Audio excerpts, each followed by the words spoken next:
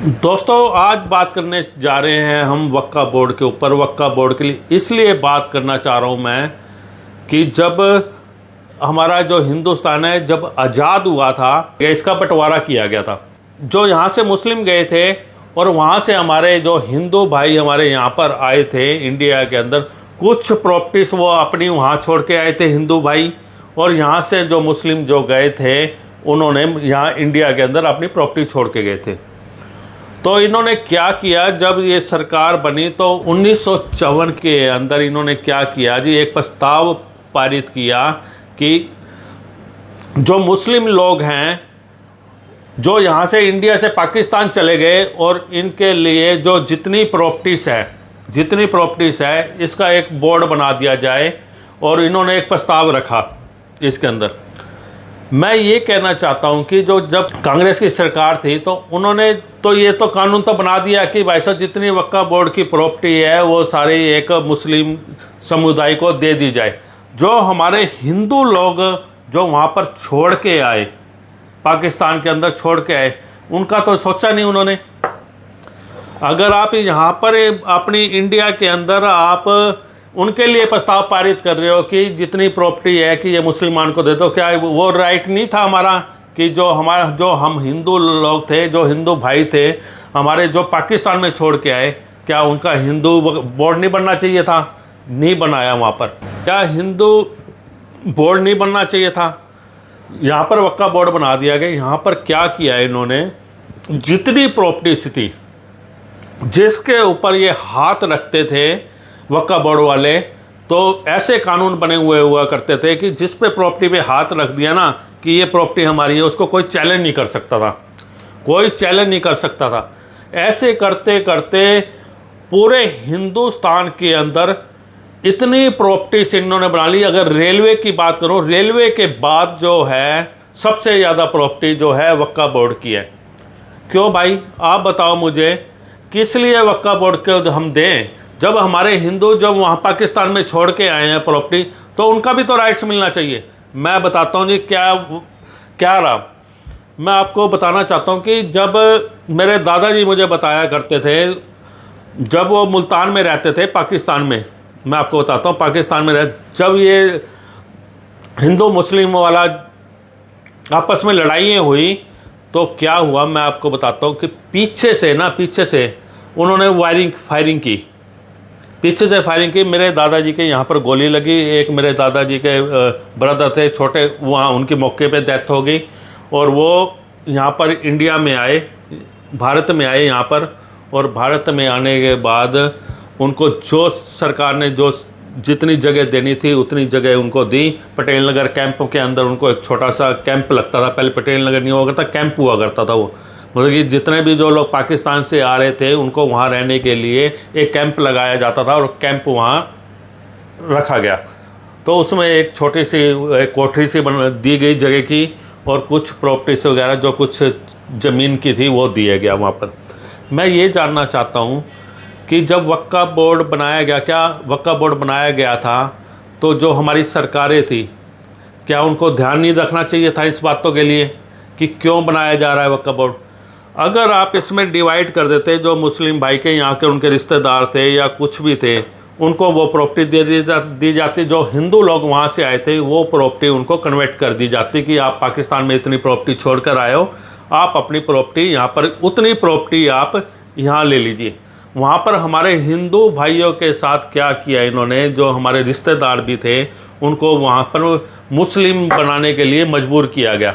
वो आज भी हमारे पास अगर बात होती है तो वो मुस्लिम ही बने हुए हैं वहाँ पर।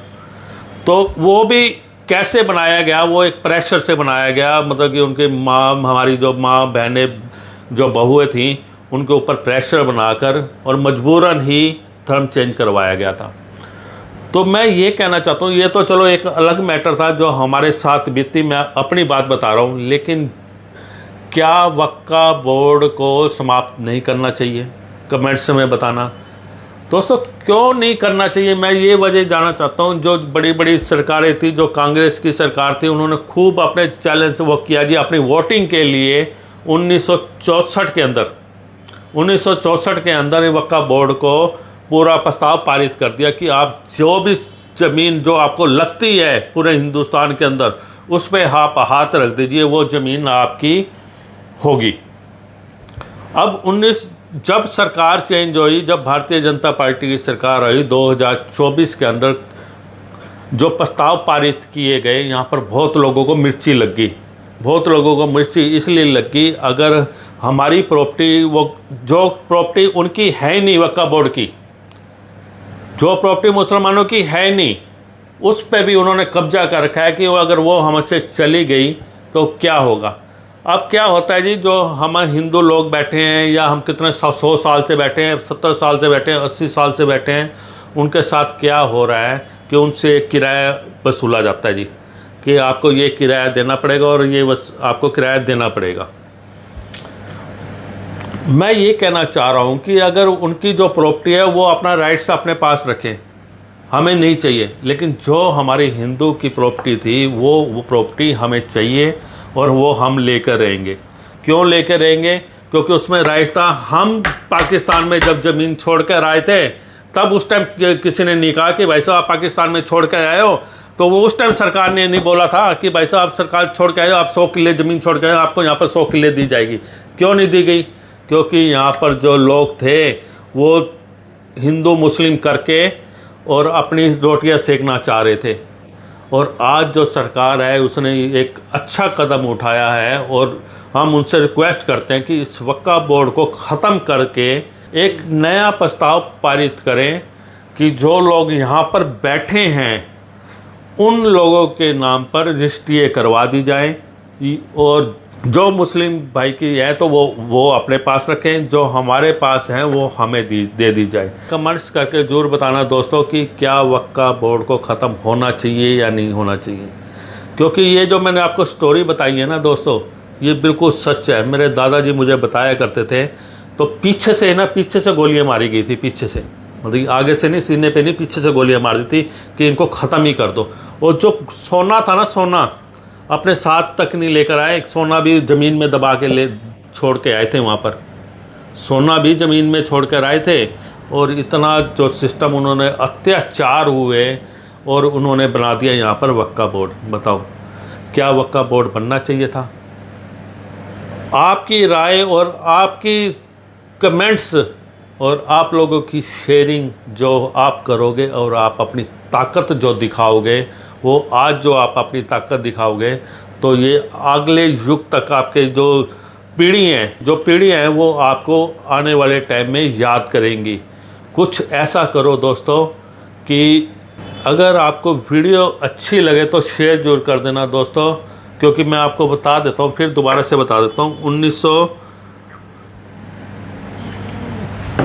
1954 के अंदर इसको, जब 1947 में पाकिस्तान और जब भारत अलग अलग हुए, तो 1954 के अंदर इसका जो मुस्लिम लोग थे उन्होंने प्रस्ताव रखा कि हमें जितनी भी हिंदुस्तान की प्रॉपर्टीज़ है वो हमारी प्रॉपर्टी है। वो कह रहे कि हमारी प्रॉपर्टी है, जो यहाँ से छोड़ के वहाँ चले गए पाकिस्तान में, कि वो प्रॉपर्टी हमारी है। भाई साहब कमाल होगी यार, जब हम छोड़ कर आए हैं वहाँ पर, वो प्रॉपर्टी हमारी नहीं है, उसके लिए तो उन्होंने सोचा नहीं।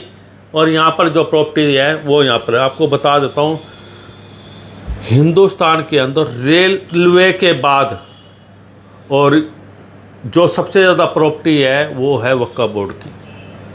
कमेंट्स करके ज़रूर बताना दोस्तों। Thank you so much.